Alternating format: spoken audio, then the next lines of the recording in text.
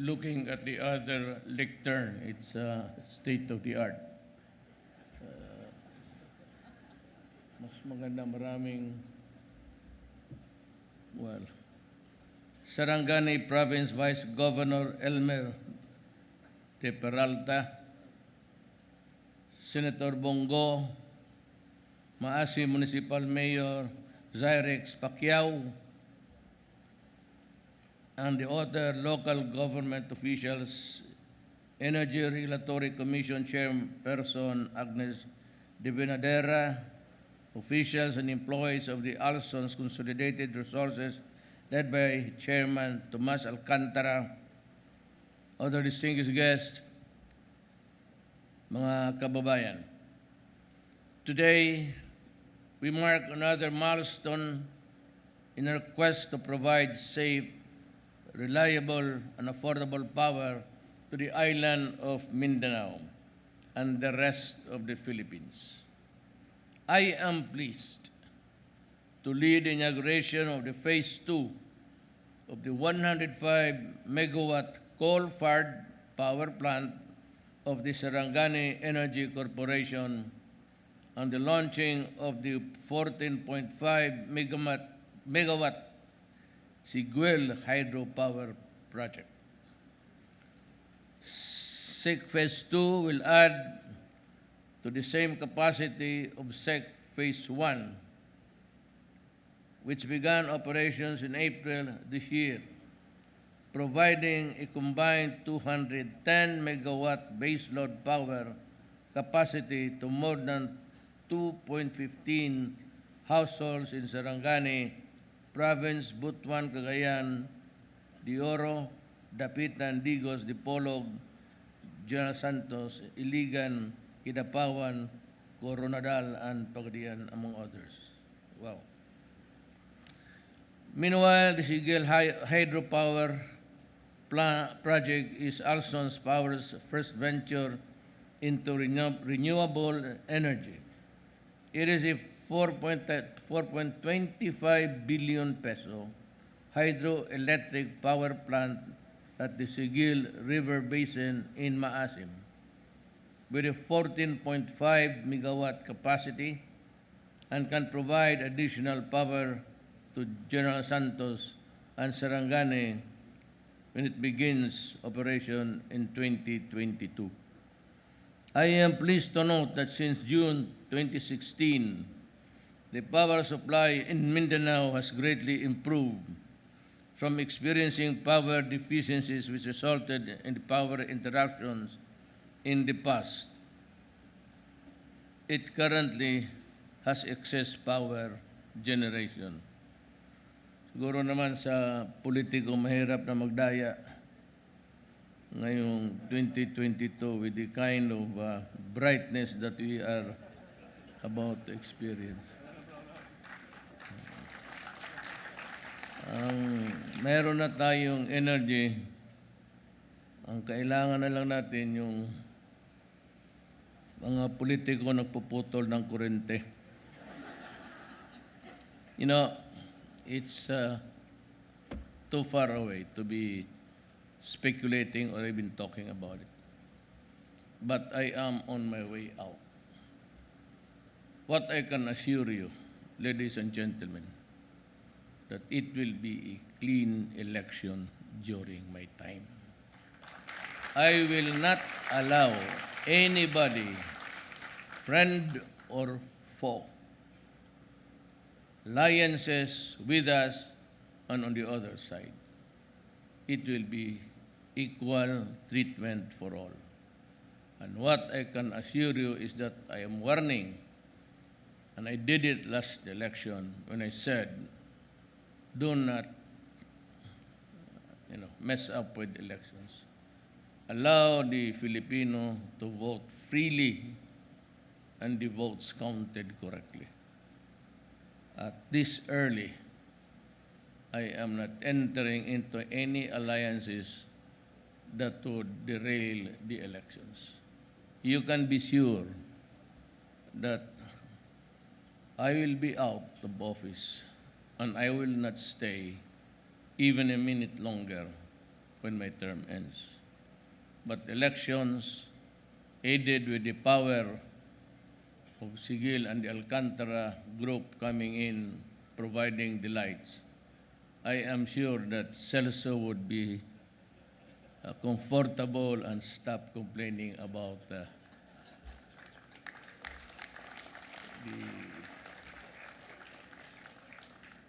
On this note, I wish to acknowledge the important contribution of power generation companies to the country's development, particularly here in Mindanao.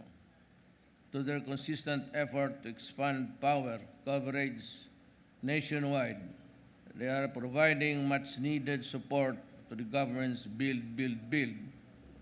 Isa pa tong po. Sabi ko sa kanila, hindi ko kailangan yung build, build, build. Do not give me that kind of shit. I want build, use, build, use, build, use.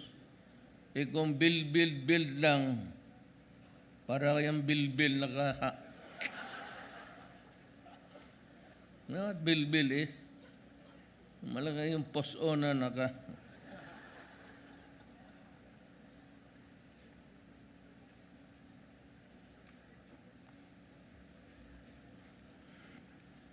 It is my hope that more power generation companies will invest in renewable energy projects in the Philippines to support the government's advocacy for environmental protection and conservation of natural resources. I am for climate change. I really do. I can understand. I have a little learning of everything. Not much, but I can understand. Now, the problem is the Climate Change Commission is always calling for a meeting. And always it's how much carbon footprints you leave on planet Earth. And it's all talking, it's all conferences. So that this time I said it would be a waste of money. And I would not really also agree to something of a ratio and proportion vis-a-vis with your economy and the hugeness of your... Hindi pwede yung ganon eh. That you limit me to this because I would need more for mine. Kung ganon ang attitude ng America has separated, medyo mahirap yan. Ako, I am for climate change. But the one thing that is not present and therefore becomes a very inutile commission is it does not have sanctions. You can commit so many things there, excess of carbon monoxide and all, and yet there is no sanction. UN should better understand that. It has to have a sanction for violators. The problem is, I hope Australia would stick with the commission because it will add more prestige and second, the clout. But without a sanction, I do not think that it will succeed. It will only fail and worsen the situation for the coming generation. You and I know that if you cannot arrest climate change now, sigurado yan, our children will suffer more severe climate changes, typhoons and all. And what's another problem is, I don't know, maybe there's much water going underground. The tectonic guys are playing inside the bowels of the earth, giving us the scare. But then nobody can predict earthquakes. So the Philippines is the window of the Pacific. And that is why, let me veer away, just for you to know. Alam ninyo to, mas bright kayo sa akin. We cannot depend on this situation now it's the consumer the Republic of the Philippines people and the producers, the farmers. Lahat na bubungan nila, harvest time. They can plant and harvest. But it is always a contingent one in the Philippines. Now, to say that you stop importation just because they're going to produce this year a projected number, that would be a folly, because I said we are the window to the Pacific Island. And there's never a way of knowing how much typhoon would ravage our plant, including the rice gland, and whether there would be a good harvest or not. So, delikado yan sabihin mo na, well, I haven't greatly misunderstood. Sabagay, I have always been misunderstood. My presidency was a misunderstood venture. Ganon talaga. But ang sinabi ko, we have to import because the producer cannot fill up the requirements. It's lacking. But there is a produce which you have to sell. And I said to Dar, you have to buy it. Baski na mataas ng konti. I hope you would understand that there is a prevailing market value for all. It's always the law of supply and demand. So they must have something there that is a reasonable pricing. And for the consumers, which is us, to buy all. Bilhin talaga natin lahat yung kanila before we venture into this ripe tariffication imports. My duty is not to the businessmen. I have nothing to do with them. I don't care what happens to them. I care about the people. And I said, buy this because you are buying social unrest. Yan ang sinasabi ko sa cabinet. Bilihin mo na lang yung social unrest that would accompany if there is really something of their products, their produce, their sweat, hindi mo mabayaran and they are in perpetual agony of death. You solve the problem. Ang sabi nila, yun sa cabinet. Ang sabi na, we will lose if we buy them. Well, the farm gates, make it a mandatory thing.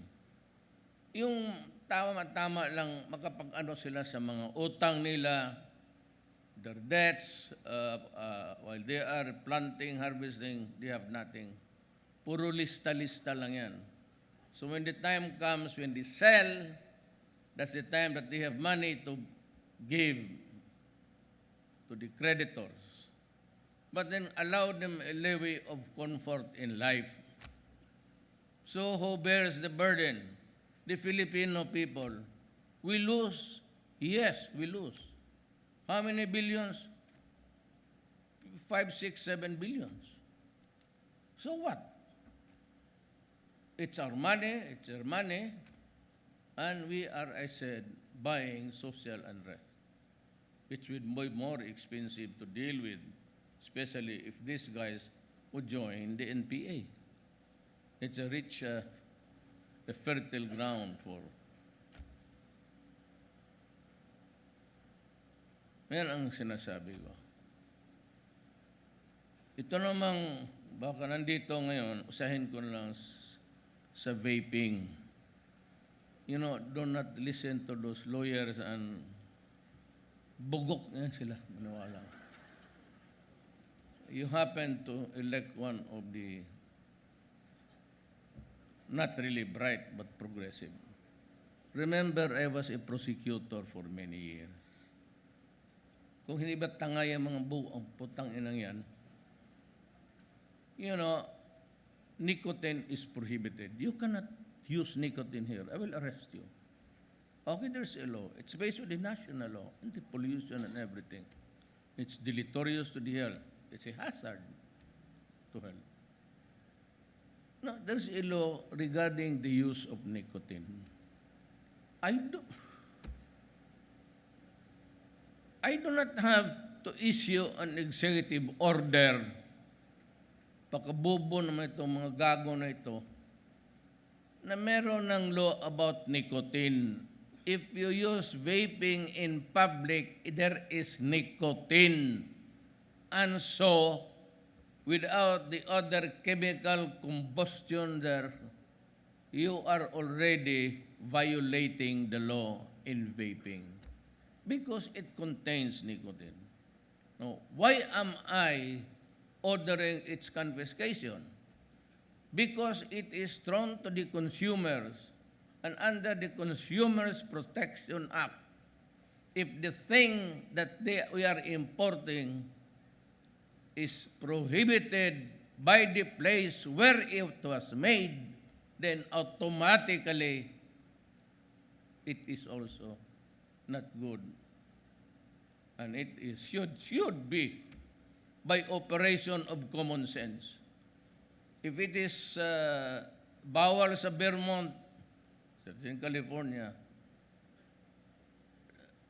the Consumers Protection Law says that if a thing is not legal there, where it was made or manufactured, then it cannot be legal here. There's really no. There's already the law. Nicotine. So when you vaping, you're spewing nicotine and 100 other chemicals not known yet as yet. And it has not passed the FDA. And Secretary Duque says it's bad. To whom shall I seek the medical expertise? Well, of course, I will listen to Duque, the Secretary of Justice. Otherwise, if I don't believe him, I will just have to fire him. There's no sense in keeping a person whom he will not follow. Tapos na yung... Well, anyway, those are the tidbits of being here. Para malaman ninyo, I'm so pissed off with this guy. Walang alam eh. And the others, itong IBP, anong bar exam itong mga ulol na to?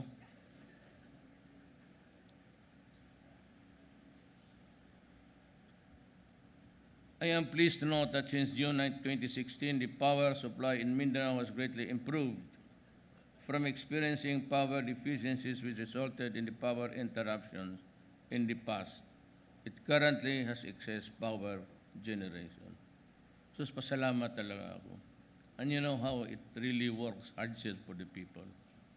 Power is a very essential ingredient sa buhay ng tao. That is why one of the conditions, I don't know if you invited your competitor or not really, but your si Aboitis when he started the power plant there. Sabi ko, papayag ako, but give me the assurance that Davao City will continuous supply of energy. Give me that assurance and I will approve your application on the local level. Sabi niya, oo. Kaya si Aboites, si Sabin, si Sabin, pagka nagkulang-kulang ito, sabihin mo lang sa kanya, hinahanap ko siya. Today, the total installed capacity in Mindanao has reached 4,038 megawatts with dependable capacity of 3,486 megawatts. Mindanao's 2019 peak demand is only 20,013. On this note, I wish, and I am very happy, to acknowledge the important contribution of power generation companies to the country's development, particularly here in Mindanao.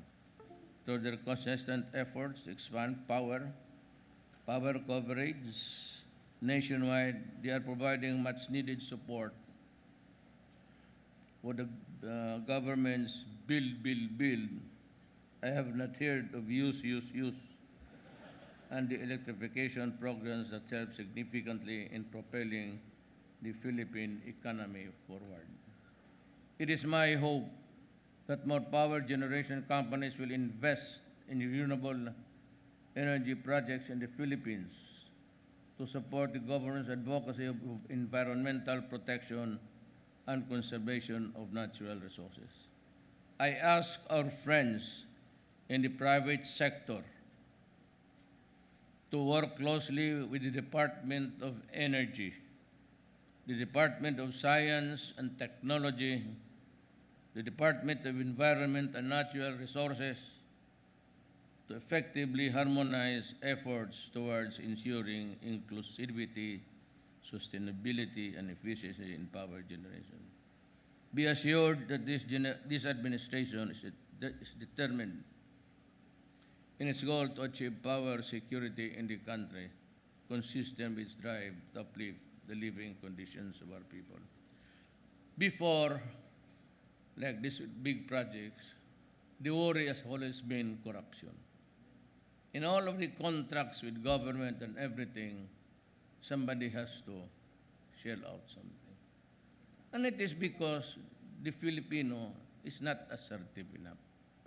Unlike the Americans, they demand and they stand by the rights. Ang Pilipino kasi natatakot. Whenever he approaches a window dyan, whether it could be the BIR or the permits in the local level, clearances, may kaba siya. There is always, I have observed that. I've been mayor for 23 years. Nakikita ko na medyo kabado sila na baka pahirapan o hingian. Kaya the best way really is just to report to the governor, or if there is nobody whom you can turn to, you just address me sa 8888, yan dyan sa posted every morning, PTB4 government channel, and I will call you. I will I'll ask the Air Force to fetch you wherever you are. I'll bring you to Malacanang and tell me who that idiot is.